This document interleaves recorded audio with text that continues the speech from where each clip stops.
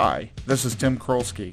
Most people might think they know what goes on in the life of a truck driver, but we thought it was time to understand the person that operates the truck, to find what actually drives them and what really goes on before and after the brakes get set. Welcome to Garner Trucking's Beyond the Cab. Welcome to Garner Trucking's Beyond the Cab. I'm your host, Tim Krolsky, and today I have with us Ren Solo. I want to welcome you to the show for a lot of different reasons. But probably the biggest reason is you are going to be my first rookie driver. All right. So from my perspective, the folks that I've talked to this point have all been seasoned drivers, several years, trainers, seasoned veterans. And I'm very excited today to kind of get your perspective and get some thoughts as far as where you come from with how you got to trucking and how things have been going and we'll learn a little bit about you today as well. You're originally from Toledo, Ohio, or is that that's where you're located now? Nope, born and raised in good old Toledo. Okay, so schooling in Toledo and Yep. I assume what high school did you go to over there? I actually went to high school in Oregon. It's called Cardinal Stritch High School. Yeah. We lived, my wife and I lived outside of Perrysburg for a number of years. Okay. Over towards Stony Ridge, Ohio. Okay, cool. So Oregon was part of our regular stomping grounds. So nice community there. Oh yeah, it's a nice little town. Yeah. They seem to have it together anyway. Right. Any special interest for you going to school? I was in the marching band. So was I. Oh yeah, what'd you play? I'm a drummer. Me too. Yeah. All right. Do you have snare drummer or cymbals or tenors? Quads? Is that Quads, right? yeah. There you go. That's where I ended. Yeah. Okay, cool. Well, already I'm learning something new. Right, yeah. And I learned the same thing about our CEO, Sherry. She was in the Ohio State Marching Band and did the same thing, so I thought that was pretty cool. Yeah, she used to, I think I don't know if they still hang or not. She had some pictures of her from Ohio State. Oh, yeah? Marching Band, yeah. You see some good shots that they probably do a really good job in college, I would imagine, with photography and those sorts of things, right. Capturing those moments, which is pretty cool. Yeah. So, yeah, I think from that perspective, being in a marching band, it's difficult enough to play, and it gets even more difficult than when you have to learn to move this way as you're playing this and hitting cues and those types of things. It's can be very challenging. I don't think a lot of people really know that. Oh yeah, no, it's definitely a lot of multitasking. Yeah. So do you still play or? No. I had a drum set for a little while, but now my sister has it, actually. She's also a tenor player in her high school marching band. And my other sister plays the trumpet, so... Okay. Yeah. So you've got a musical background. Yeah. So is there, what are you a fan of? What do you like to listen to? I'm a really big metalhead. Okay. I love any kind of heavy metal. My favorite band is Avenged Sevenfold. Yeah. I actually have a tattoo of them on my arm right here. Is that right? Yeah. I think if it wasn't for my kids, I probably wouldn't know as much as I do. I own probably 4 or 5 of their albums. So. Oh, awesome. Yeah, I'm a fan as well. Very cool. Yeah, you gotta, in the world of music, you gotta stretch a little bit, and there's a lot of great bands out there. They lost their drummer. The Rev. A little too young. R.I.P. the Rev. Yep. He was a good guy. Well, they found a suitable replacement for him for at least one album, and the albums since have not been that bad either. So, right. Putting Mike Portnoy from Dream Theater in charge of the drum section there was a good plan for Nightmare. Yeah, that was definitely a good decision. Yeah. Well, that's really cool. We'll have to chat more about music maybe offline today. Definitely. So, after high school, where'd you head? I went to Bowling Green State University. No kidding. Right after high school. Yeah, lasted about 2 semesters there, and it just really wasn't my thing. Which kind of ultimately, that plus working, every other job I've had up until now has been crappy retail food service jobs, and which that actually ultimately led me to trucking because I was just tired of all the stress and not making any sort of money to be able to support myself. So I had a friend of mine that actually, she kind of gave me the idea. She just one day was just like, hey, have you ever thought about truck driving? I heard they make good money. And, I'm very much an introvert. Most of the time, if I can go 24 hours without speaking to another human being, I'm totally okay. Yeah, See, yeah. I would not have guessed that about you. Really? Yeah, I would not have guessed A lot that of about people say that. I guess I'm a very extroverted introvert. There you like go. I'm You're complicated. Yeah. I'm friendly, I can be charismatic, and I do enjoy talking to people, but you can also do without them. Yeah. Gotcha. Pretty much. Okay. That's me in a nutshell. So that really kind of makes that transition to the trucking world work for you. Oh yeah. Definitely. I will say that I think I can probably be both as well. I'm good with people and I'm good by myself. I absolutely agree with that statement and understand your perspective with that. Yeah. It definitely gives you a chance behind the wheel to, kind of be at peace with your own thoughts. And that was always one of the attractive pieces for me about trucking in general, is that I had this time to myself that I could reflect on my own things, solve my own problems, listen to music, and just enjoy the trip.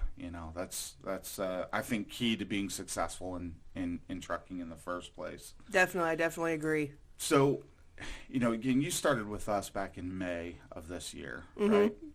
So, again, very fresh. Yes. At this point, you've cut your teeth a little bit. There's been, I'm sure, some sort of mistakes. Not that I'm aware of, but I'm sure that there's been some mistakes. Oh, there've been plenty, yeah. So, what advice would you give to someone at this point, knowing what you know, that wants to enter into trucking? What would you say to that individual? Well, I guess if there's anybody listening who's thinking about it, definitely do it, because I think it's awesome, and I'm loving it. And I'm for the first time, I finally have a good job where I'm making good money. I got good benefits, and it's just solid. And that's just a really really nice feeling. I feel secure. Okay. I guess in my future. Yeah. Finally at 28 years old, Well, I think what's interesting about the profession itself is that people don't realize how secure an industry it is. Probably because most of us take for granted how the food gets to the shelves, how, we get our products, where our gasoline, our cars, everything that we own or buy or repeat buy, it all comes from a truck at some point in time. Yep. And that is...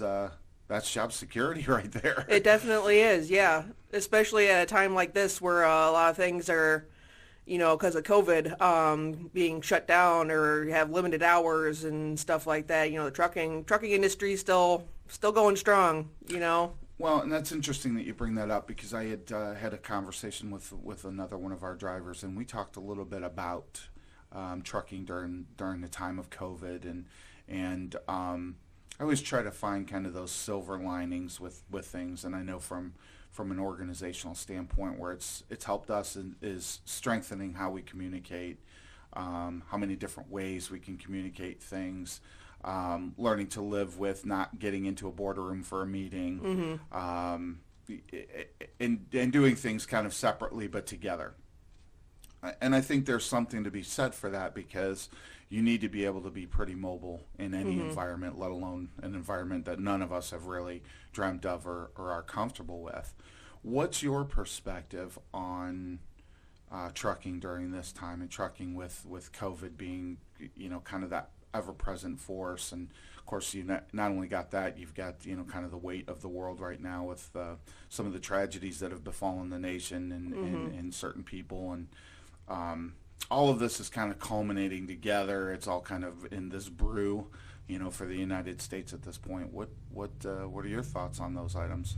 Well, it's kind of hard to say, because I kind of was, my whole trucking career was kind of born in the middle of all this. Yeah, that's fair. Like you said, I started in May, and that was kind of when COVID was really, really getting bad. And it's kind of just been around the whole time that I've been used to it, is what you're saying. saying. I don't really know anything else, really. So I don't really, I guess, have a good perspective on what it was like before. Right. Well, and that's fair. That's very fair. I guess I just wonder from your standpoint. I know that the effects of that particular disease for the aged is a little more scary maybe than for someone who's in their 20s. And you certainly were living before COVID, and you weren't wearing a mask, a year ago, and those types of things. I know that the one of the other drivers that I had spoke with about it, the perspective from him was that it's made the job a little bit easier because there's a lot less hassle. People don't want to be in contact with each other, so paperwork's going into the back of the trailer, and you're in and you're out a lot of these locations. Versus kind of the way things used to be, where you could get tied up for quite a long time. Not that there's not detention in those types of problems, but I just wonder what your perceptions are with, I guess, relative to the disease itself, relative to how your behaviors are and what you do, not only with work but in your free time. Are you mentioned you're an introvert, so are you holing up at home on the weekends or on your days off? Or? Yeah, pretty much. I spend a lot of time playing video games. I'm a big gamer. Okay. But when I do go out, I always wear a mask. I have my hand sanitizer in my car. Like you said, for young people like me, I guess it's not as big of a worry because, I know I'm young and I'm healthy, and if I do somehow get it, I feel like I could fight it off. Sure. Which I've heard a lot of stories of people my age or even a little bit older, a little bit younger who have gotten it and they just had mild symptoms. Right. But really my biggest worry is like spreading it to other people. Yeah. And I think legitimately that's a lot of people's real concern with it. It may not be that the impact of it for a 20-something or even a 40-something may not be that bad. But what are you going to do once you've got it? You don't want to pass it to someone else. Right, definitely folks don't. That you love and meet and see. If in 150 years, when all is done with your life, and you've got a book that was written about your experiences in your life, what would the title of that book be? I was reading over this question last night and really just thinking about it, and I think that the title I was able to come up with was, it'd obviously it'd be Ren Solo, the human form of the 100 emoji. All right. You better give me the blurb for that book then. What's it say on the back? YOLO. No, I don't know. Just one set of letters is all you need. Yeah, pretty much. That's not a bad philosophy to live by, is it? No, it's not. I'm a firm believer that not maybe so much in the yes man, type world, but just a short story. Several years back, I had a friend of mine. We were taking a trip out west, and he was insistent that he needed to get to the Hoover Dam, and he wanted to see the Hoover Dam, and this thing had to get done. And I'm thinking, out of this whole trip, we're going to Las Vegas. It's my first time out there. I want to check everything out, and I don't want to go see a dam. I don't care about that. And so we took the trip, and I will say that I'm so glad that I did that and saw this feat of humanity, that we constructed this mega dam. And to this day, it's overwhelming for me to even think about how the massive nature of this. And so from my perspective, it was just really interesting to have done something that I hadn't wanted to do and hadn't done before. So anytime that an opportunity presents itself since that time for me, it's been Hoover Dam. That's what I say to myself. And we go and we do whatever that might be, because you just never know. So kind of in that same vein as the YOLO, I mean, you only live once. So right. What opportunities can you take advantage of? What would you say at this point has been your biggest YOLO moment? Driving truck. No, I'm kidding. I mean, that's definitely a good one. Trying to think. I guess the thing that really first comes to mind is, about growing up in Toledo, I've spent most of my summers going to Cedar Point at least once. Yeah. And almost to the point where you take it for granted, right? Right. And I guess the moment I finally decided, because for a while I kind of stuck to like the smaller coasters and, you know, some of the smaller rides, and was kind of scared to get on like the big ones like the Millennium Force or the Top Thrill Dragster and all that. So one time I finally decided, you know what? I'm going to do it. Let's go. Let's get on the Millennium Force. Let's make it happen. Yep, and it's actually, it is one of my all-time favorite ride now. I think the thrill of coaster, and, you know, for those of us who have been fortunate enough to grow up anywhere near Cedar Point, and for those that don't know that are listening, that's the place that you really do have to go. Oh, yeah. In terms of coasters, one of the best in the country that you're ever going to find. I grew up in Lorain, Ohio, and I was really literally about 25 minutes away. Oh, cool. You know, so it's the same thing. It's like you kind of take it for granted a little bit. But you had to work up the nerve to get on some of those larger coasters for the first time is a very big deal, especially if you're afraid of heights. Yeah, it's definitely something I deal with. I still don't really like going on the power tower. I don't like the sensation of just dropping straight down.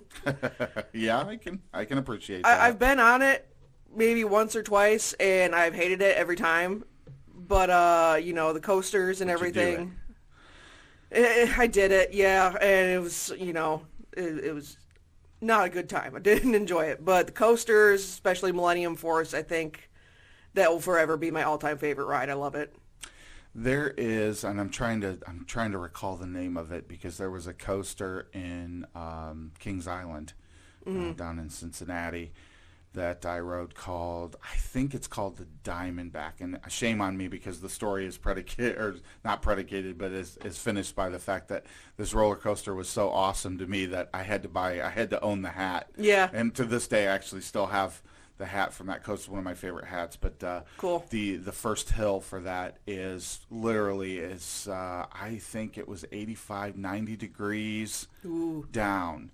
So I mean, when you crest that first hill, it's terrifying. You look like you're just going to shoot straight down into the ground. Yep. Curse flat. Yeah. Exactly. What would you say is your favorite word? Am I allowed to swear? Let's find the alternative to the cuss word, whatever that might be. I think we'll all get the reference. Okay. I mean, if I'm being like perfectly honest, besides swear words, I really like the word facetious. I think that's probably, I would say, my favorite word. Okay. For anybody who doesn't know what that means, or if you don't, it's kind of like, I don't know. I think I like it because it describes me. You know, it's just someone who is facetious, or someone who is being facetious is just someone that's not really taking anything seriously. It's just kind of always like joking around, and you know. There's another term for that. Yeah, right, exactly. But you know, not that I don't take things seriously, and I do, but only to a certain extent. I'd rather exist with a smile on my face. Exactly. The world is already a serious enough place to really... They don't need me being serious, right? Right. You can't be super serious all the time. Yeah, I think that's well put. I really do. So if you had a superpower, what would that be? I'd have to go with teleportation. That's a good one. Yeah, just be able to go, like, you know, right now, after we're done, if I could teleport, I'd just go to, like, I don't know. Niagara Falls? That's actually where, that's funny that you say that, because that's where I'm headed. I know. Yeah. No, I was thinking more just like... Just imagine the money you could make as a truck driver if you could just teleport from... Right, take the whole truck with me. Yeah, exactly. Be a good plan. That's a great idea. Yeah. Well, we need to figure out how we get that done. Right. What do you think at this point is easy about trucking? I guess... not like easy, but easier. I had a really funny conversation with Emma yesterday, because she had told me once before that she had this problem where, you know, if it was a really tight space that she had to back into, you know, she could do it just fine. But then all of a sudden, if she had like plenty of space, it just was hard. I will tell you, that is absolutely the truth. I've said that to many drivers over the years. You can box me in to where I can barely get the truck maneuvered. I'll get it in there every time. Give me a football field, there's no way I can back it in the door. Right, exactly. And I've noticed I've been struggling with that. Just last night, or the night before, the place that I was delivering to, it was a pretty tight space, but, got it in there probably in about 5-10 minutes. It was all good. And then that same night, I'm like pulling into this Flying J to stop for the night, and this Flying J was massive. I had all kinds of space, and it took me like 20 minutes. Can't find your way. No, and I had to have a conversation with myself, like, Ren, what are you doing? This is not that hard. Like, look at all this space you have. This is not rocket science, but I cannot get this truck where it's supposed to be. Exactly. Yeah, it's an amazing phenomenon, and I if I understood it and we could harness how to eliminate that from a truck driver's life, I would absolutely do that, and I think I'd probably be worth millions at that point. Oh, yeah, definitely. But, yeah, there is something to be said about, the more space you have, the more opportunity it gives you to kind of screw things up. And when you're more confined, you know that you have these limitations, and that if you're going to do the job well and do it safely, you're going to take your time with it, get everything set up just right, and get the job done. It is pretty interesting. We talked a little bit earlier about kind of taking that time for yourself while you're out on the road. What do you spend your time thinking about? What do you spend your time doing while you're driving when you're? Well, recently I've actually gotten into podcasts. That's convenient, right? I'm a really big fan of ancient history and ancient mythology. And so I've found some podcasts on those subjects, and they are just usually, not all of them, but most of the ones I listen to are kind of boozy podcasts. Okay. They'll pair a cocktail with whatever subject they're talking about. That's genius. Oh yeah, it's great. And so while they're telling these stories of like ancient history, ancient mythology, they're having some drinks, they get silly. Things kind of get off the rails sometimes, and it's just really entertaining. A lot of times I will, a lot of the runs I've been getting lately, I don't know if this is on purpose or not. I'd have to ask dispatch, but it's not. Whatever it is, I can already attest. Okay. It's not. I seem to always be going back and forth from here in Ohio to New York. Okay. Like all the time. Mm-hmm. Like this is day 3 for me on my 4 days, and I've spent my entire 3 days in New York. Yeah. And now I'm going back today. So, but the good news is it's not the city. It's nowhere near the city. No, that's fine. Gosh, I can't even imagine that's what a whole other truck level drivers of have to deal with in New York City or Chicago or. I get stressed out driving through Indianapolis. Right. I think that in Detroit, I had to drive through Detroit one time during training, and it was the most stressed out I think I've ever been. Really?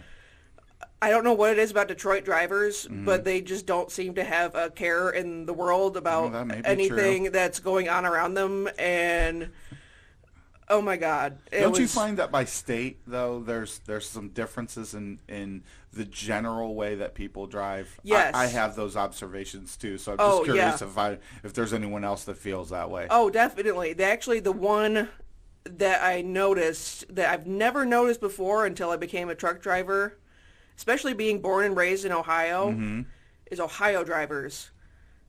I always seem to get stuck behind, like, our trucks were governed at 65. Right?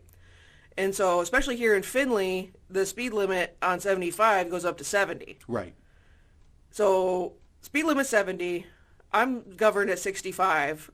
I seem to always get stuck behind a four-wheeler in the right lane that's going 60. Then you've got to attempt to pass. Yeah. Yeah. And it just happens all the time, and it's always in Ohio. And I just don't understand what is with Ohio drivers. Are we just not in a hurry? I don't know what that is. I've noticed that a lot of Pennsylvania drivers, I think, and it's probably because of the hills, so those behaviors are a little different. that you will find that they are moving uphill quick and coming downhill slowly.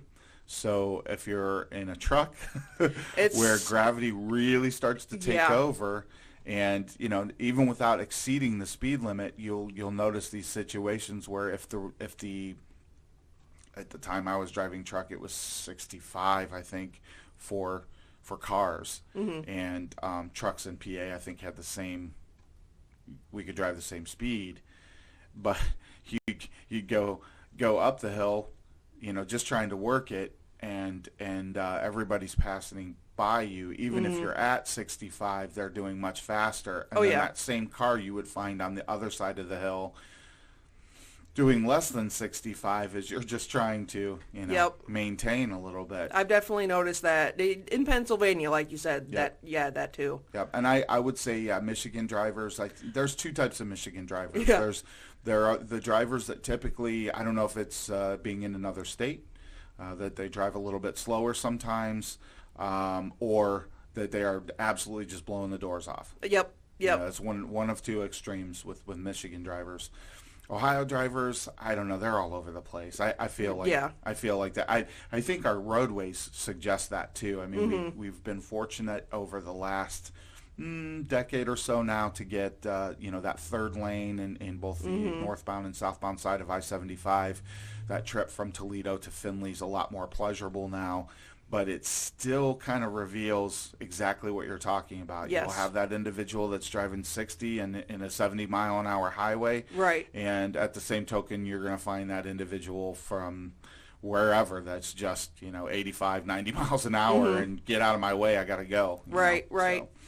I honestly, most of the time, I prefer the speed demon Michigan drivers because I can just hang out in the right lane. Yeah, I have to worry about set my anything. Cruise, just chill, and they're zipping around me. Yeah. That's fine. I get to Frankly, Ohio. that's what I liked about being governed at 65, to be honest. Especially in a state like Michigan where 70 miles an hour has been commonplace there before it was commonplace in Ohio. And so for me, I always liked that because you're always at the back of that. Yeah. Whatever those conflicts are, those, jams and all that stuff, you're on the rear side of it. Very true. Very true. Mm-hmm. What would you say your greatest fear is? And not only that, but how do you deal with it? I think probably my greatest fear is it's a toss-up between spiders and the ocean. Really? Yeah. I don't like either one. Okay. Because there's stuff that can eat you in the ocean. Yeah. Yeah. Is that it? I mean, I just, the parts of the ocean go so deep we can't even explore it because the pressure is so we don't know what's down there. You're worried about megalodons, aren't you? Yeah. Or you ever seen a giant squid? I don't want to see that. Not up close anyway. Or the giant terrifying jellyfish that's like as big as a house. Right. Like, no, thank you. Yeah, and you can get stung by those. They hurt. That all hurts. Yeah, I don't know that I fear the ocean. I've just chosen a path that leads me from the ocean. Exactly. I'm very respectful of the things that can end my existence. So sharks, things like that for me are like, okay, I don't want to be in that same space that you are because that's your house, not my house. So I get that. My wife, I will say, is terrified of spiders. Yeah. Absolutely terrified of spiders. So not that I'm not concerned with that. But from the standpoint of my wife, I'm the one that's always got to kill them, and they're, they exist and they do good things too, but you don't want them too close to the house. Nope. I have a healthy respect for spiders because I know they do good things. They eat the bad bugs and stuff like that. So my rule of thumb is, if the spider is there, but it's not in my way and it's not in my house, you'll leave it go. Yeah, it's fine. You're fine. Do your thing, spider. But as soon as you get like a lot of times, where I live in Toledo, it's right off the water, right off of Lake Erie. Yeah. So we get crazy big, weird looking spiders. Oh yeah, because they're hungry. You've got all that lake. That lake snacking with all those bugs and stuff. Oh yeah, for sure. There.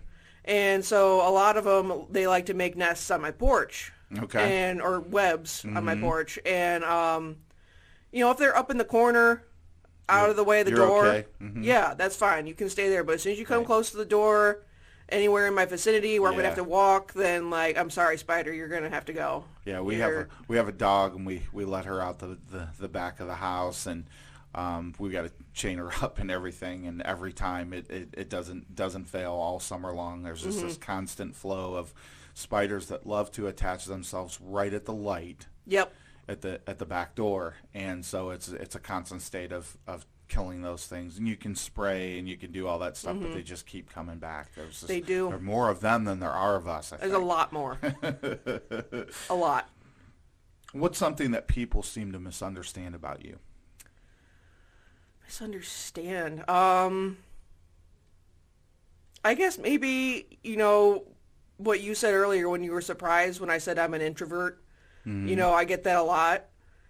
And just because, I am, I'm friendly, I'm outgoing. I do genuinely enjoy meeting new people and talking Sure. to people, but at the same time, if I can go, like I said before, if I can go a whole 24 hours without seeing or speaking to another human being, You're good with it. that's a good day to me. Yeah. Yeah. It's a weird phenomenon. 'Cause Right. I absolutely am in that same camp, and I don't know why that is. That I can do either. Yeah. I can spend I could spend a Saturday just by myself, listening to tunes and hanging out, just me. Whereas for most people, it makes them bonkers. They need to be, Yeah. Oh, yeah. interacting and going into, and I'm not wired that way. But at the same time, invite me to a party, have some place to go, something to do, some sort of gathering. You'll find me at something Yeah. under normal circumstances Oh, yeah. virtually every weekend. I'm a big fan of cookouts. Yeah, especially when grilled food is involved. Yeah, well, food in general is just a good thing. yeah, It's yeah, just, It's exactly. just a good plan. That's Oh, all yeah. there is to that. For sure. So you've got some time. You had mentioned early on several jobs that you had and different twists and turns that we all end up going through. What advice would you give a previous boss? I guess I would say, in the nicest way possible, just, hey man, we're people. People aren't robots. We get tired, we get cranky, we need to eat, we need to sleep, we need, we can't just keep go Right, all the time. right. It's you gotta take into account human error, because you said earlier you're sure I've made plenty of mistakes, and like, oh yeah, I have. In my first week I popped one of my drive tires and totally just wrecked the airbag chambers on my tractor. As it blew? Yeah. And that was my first week. Yeah. And, since then, it's mostly tire related. I popped a couple more tires, and, a couple of them have been trailer tires that just blow out, which, not really my fault. Right. It's just still happens. Scary. Oh, yeah. It's like a half stick of dynamite Oh, going my off God. when those things blow. I mean, Yeah. For those that haven't driven, don't know what that's like. It's no more pleasant for the truck driver than it is for the individual that might be close by. Right. It is a very scary sounding thing when it happens. Right. And especially with a trailer tire, because you hear the sound, it sounds like a gunshot. Yeah. But you don't feel it because it's all the way Right. back there. And so for the first few seconds, I'm just looking around like, what the heck was that? And then I see in my mirror shreds of my tire flying into the air. I'm like, Yep. oh, that Yep. makes sense. You're throwing some alligators on the road. Yep. Oh yeah, road gators. Yeah, I can say, you think about the errors in judgment or the things that you've done out on the road, because we all make some sort of weird, quirky mistake. The first time that you aren't properly coupled, and if you're following your procedures, you're still safe. The first time, but the only time I've ever high hooked a trailer where you take the fifth wheel underneath the kingpin on the trailer. Ugh. I haven't done that yet, but Yeah, well, and hopefully you don't. It's I one of hope those not. things, if you're getting out and looking, it doesn't happen. Right.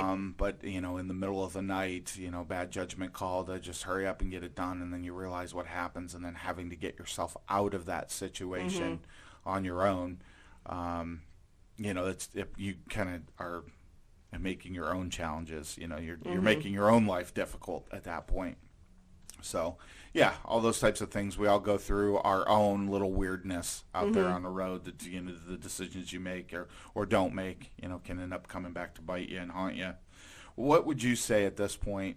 Didn't I ask you that I really should have asked you?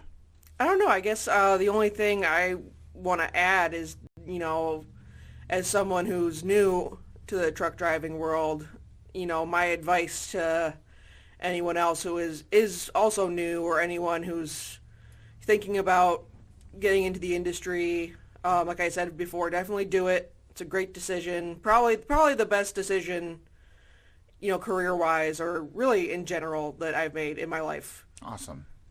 Yeah. What a great testimony for somebody early on. Oh, yeah.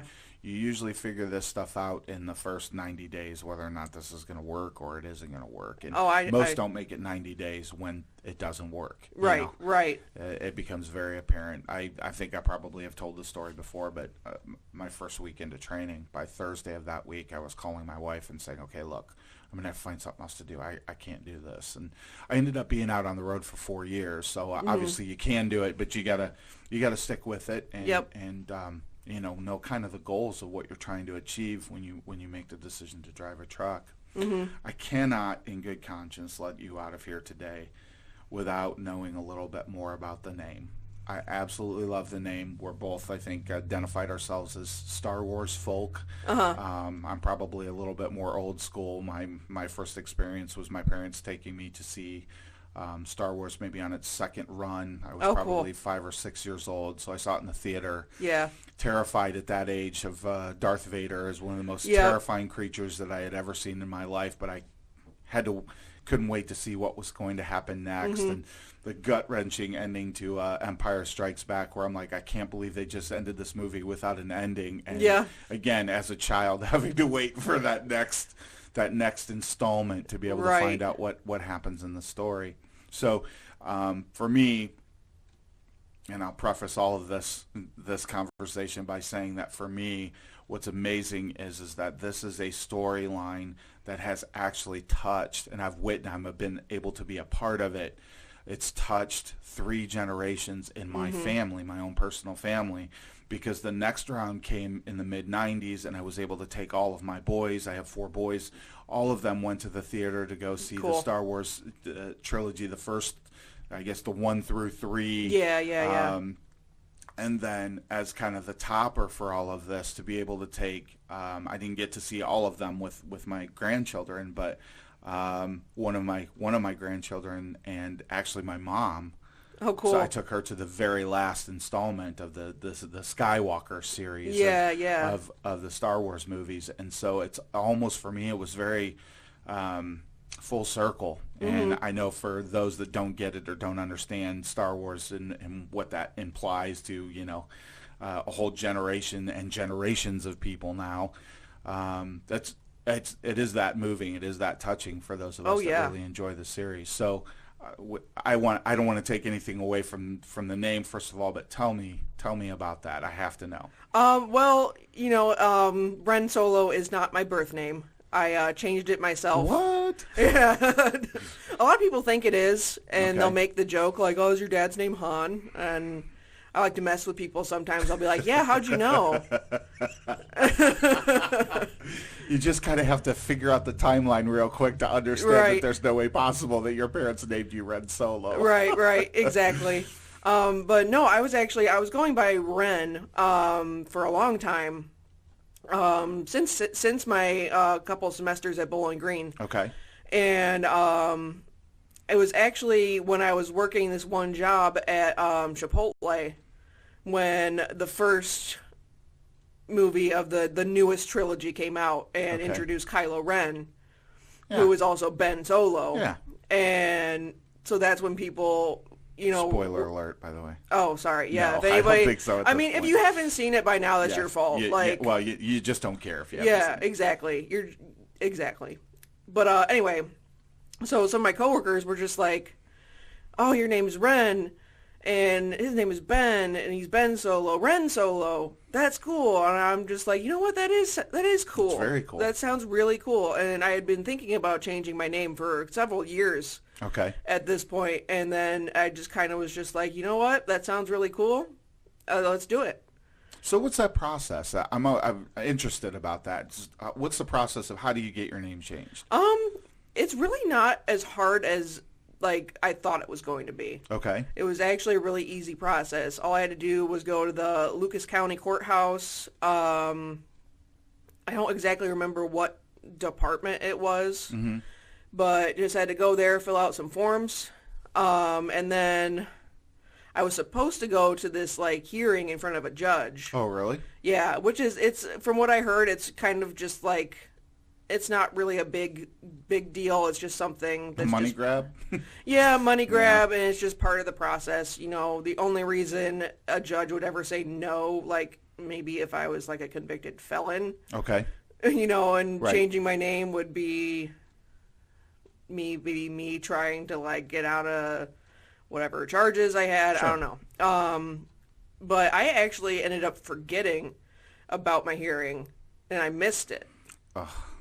And so I was like, oh, well, I guess I'm not changing my name. And like 2 weeks later, I got a letter in the mail that was my paperwork saying Okay. that my name Done has deal. been legally changed. So I didn't even have to go to this hearing. Wow. So for anybody who's going to change their name, please go to your hearing. Yeah. Because I don't know if I just got lucky that judge was just like, oh, whatever. And it just passed it through. And you're Right. good to go. So please go. Yeah. Don't Yeah. forget about it. Write it down. Yeah, but it does sound like a pretty simple process to do that. Yeah, the hardest part was going to like the bank, the DMV, my car insurance, all that stuff. Not that it was hard, it was just time consuming. Yeah, I can see that too. Yeah. And that was kind of that.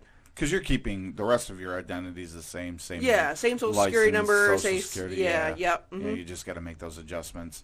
That's really interesting. I appreciate you sharing that with me. So, coming back to the Star Wars world, where's your favorite timeline? Where's your favorite set of series? Do you have a favorite? Well, I grew up watching the, original trilogy. Even though I took, Ren Solo as my name, Han Solo is definitely... He's the coolest. Oh, yeah, he's definitely up there on my favorite characters, but my all-time favorite is Princess Leia. To the point where in high school, during Spirit Week, we had this day where they was dress up as a prince or a princess. Okay. And so... Good call. Yeah, so, all my classmates are coming in like tuxes and these like, prom dresses with tiaras on. So what did young Ren do? Young Ren showed up dressed as Princess Leia. Nice. And Did that come complete with a laser gun then? No, unfortunately, I actually brought with me this Nerf gun that I had, but then they took it away from me because you're in school. Yeah. I get it. But it was awesome. Every class I walked into that day, my teachers just laughed and were just like, "It's amazing." And it counts. I think I saw when Disney took over that this line of princesses, all the Disney princesses, and then the last one in that line was Princess Leia. Yep. It's hilarious to me. That's like, she's a Disney princess now. She qualifies. Yeah. She's in that realm for sure. Yeah. And she was just just growing up, she was just a big role model. Because she's sassy, she's strong, she doesn't take any of Darth Vader's crap. Right. Like, No she fear. Just, yeah, no No fear. fear at all. And she's dedicated to her people. Yeah. And actually, the actress, Carrie Fisher, who unfortunately is no longer with us, she's actually my number one, like, personal hero. Okay. She's had a lot in her own life that she's overcome. Oh yeah, drug she went addiction, through sex addiction. There's a lot of things that she's had to overcome, but she was always super transparent and oh yeah, very honest about all that stuff, which to me that's extremely admirable when you can say, hey, guess what? I'm human too, and yeah, I've made a lot of money, but I've made a lot of mistakes along the way. Yeah, that's exactly it. She went through so much, and she just overcame and rose up and, was, like you said, very transparent in telling her story and sharing it with the world and saying, hey, I've had these struggles too. One of my favorite things about Carrie Fisher is her ability to appear in movies where you wouldn't expect her to be. Yeah. She showed up in a lot of cameo appearances throughout different movies. The first one, probably the one that surprised me the most, was the Austin Powers series. And I don't know if you've ever seen those movies. She's the therapist. In, in the first one, and it just absolutely slayed me that they had her in that, just for that little segment and just those little pop-ups. I always appreciated about her. She's probably smart enough to do the quick money grab and move on, right? So she could get back to doing some living. Oh, yeah, for sure. She even actually popped up in one of my favorite TV shows, 30 Rock. Yeah. She was in that for like an episode. And you got to love it. Yeah. You got to love it. Well, I really appreciate you taking some time with me today, Ren. It's been a pleasure to speak with you. And I want to thank everyone for another edition of Beyond the Cab. Thank you so much. Thank you for having me.